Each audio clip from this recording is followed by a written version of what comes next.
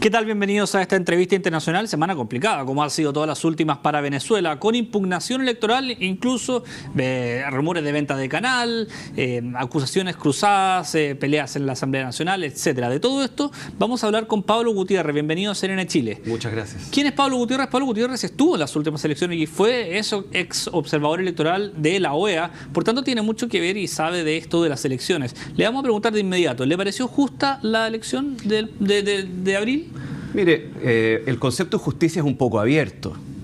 Los procesos electorales se mejoran permanentemente en pos de tener más equidad y más justicia. Este fue una elección totalmente apegada a las reglas que los venezolanos y venezolanas se han dado. Usted sabe que lo que acaba de decir, 50%, 48% de los venezolanos están en desacuerdo. Para usted, insisto, fue más allá de lo justo o no justo. Le voy a sacar esa palabra ya entonces. ¿Le parece apegada a las reglas? A mí me parece totalmente apegada a las reglas. ¿Por qué? Básicamente por dos cosas. Uno, porque acá se fueron creando instancias preelectorales que se han ido olvidando que se crearon, donde la oposición, en este caso, este 48%, tuvo la posibilidad de acceder a todas las auditorías y los procesos fundamentales de la elección. Que hoy día esto parece invisible, ¿no? Y en segundo lugar, también se accedió finalmente, de manera extraordinaria, a la revisión del 46% de las máquinas y por lo tanto de la certificación, de la auditoría del proceso electoral. Y no olvidemos un elemento técnico, acá el resultado electoral ya está entregado. Este es un voto electrónico, no es un voto de papel, eso es muy importante. Vamos al concepto de la revisión. Esta revisión de 46% que decía usted es muy rechazado por la oposición porque finalmente no se abre la caja ni el cuaderno de votación, que finalmente es el que contiene la verdad para la oposición en este caso. Eso también pone un punto de duda porque finalmente solamente se van a revisar las actas. Nada dice de lo que pasó allá adentro, en el fondo. Yo diría que volvamos a las reglas. Las reglas son claras respecto a la auditoría. Un 54% que ya se efectuó el día de la elección y por eso para quienes estuvimos al momento de la entrega de resultados nos parecía extraño que se entregaran estos resultados tan tarde. Pero déjame darte un dato que es relevante. El resultado ya está en un disco duro. Hay un procedimiento que ya está establecido. Hay más de la mitad de la auditoría realizada, pero lo más importante, la oposición acaba de rechazar participar ahora del 46% que ellos mismos le solicitaron al Consejo Nacional Electoral y han probado otra vía, que es la vía jurisdiccional. Porque precisamente fue el gobierno el que los instó, o el Tribunal Electoral, perdón, el que los instó a impugnar las elecciones, porque esta vía para ellos no era reconocida porque, le insisto, no se abren las cajas. Mire, yo creo que lo que dijo el rector Díaz, que es el rector que se queda después de la conferencia de prensa, ¿no? Ya hace esta mención. El que se dice que es más cercano a la oposición. El que se dice que es más cercano a la oposición. El rector dice una cosa que es muy interesante en una entrevista hace pocos días atrás. Él dice, mire, aquí se cumplió el procedimiento y se cumplieron las reglas y lo que debemos buscar son los caminos de cómo generar tranquilidad, de cómo generar paz. Por lo tanto, ya de lo que estamos hablando no es elecciones y procedimientos. Estamos viendo cómo se logra generar un nivel de tranquilidad y un nivel de paz social, que es lo que se aspira, por supuesto, después de la entrega de resultados. Pero una de las grandes críticas de la oposición, y aquí es como la bandera de lucha, digamos, de Capriles y de toda la gente que lo sigue, es que el árbitro, en este caso el Consejo Nacional Electoral, es netamente cargado hacia el oficialismo. Muchos incluso comentan que la presidenta Tibisay Lucena usó banderas oficialistas en sus declaraciones, siempre ha defendido al gobierno. ¿Eso también le resta un poco de credibilidad?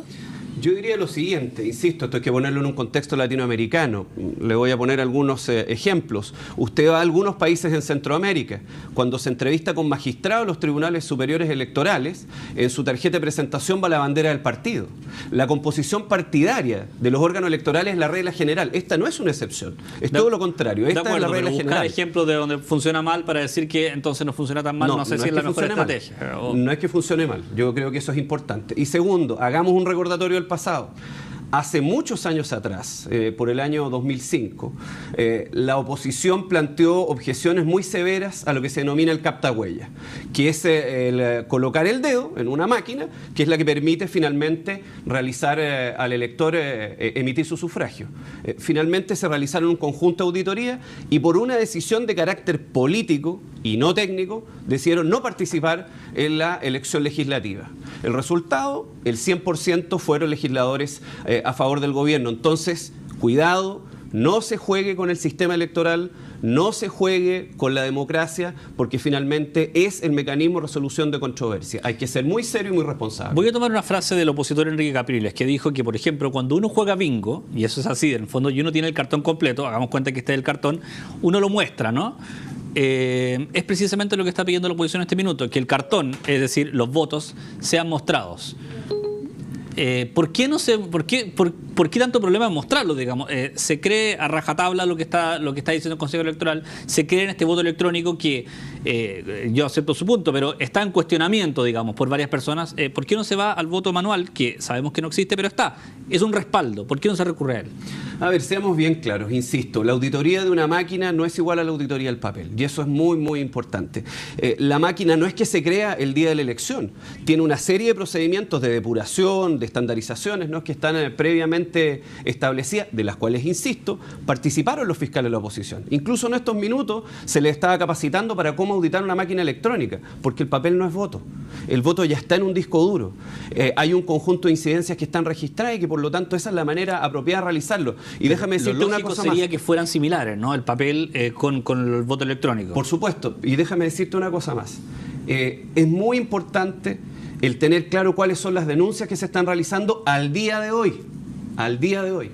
Al día de hoy lo que se está diciendo es el retiro de fiscales, la campaña electoral, la existencia de hechos de violencia, pero en estricto rigor ya lo que dice relación con la máquina ya no es el gran tema, no es el tema de la presentación que se hace al Tribunal Superior de Justicia. Es uno de los temas. Pero sí, es el menor de los temas porque la invocatoria que se hace, el artículo que se hace no se contiene ese efecto. Se habla de corrupción y de otras cosas respecto, como digo, a la campaña y a factores que están alrededor, digamos, de la máquina electrónica. Y para usted, vámonos al entorno entonces, ¿para usted esas cosas no ocurrieron? ¿No ocurrió, no se ensombreció un poco el proceso también con el uso de recursos públicos, con el uso de cadenas nacionales, etcétera? Yo le diría dos cosas.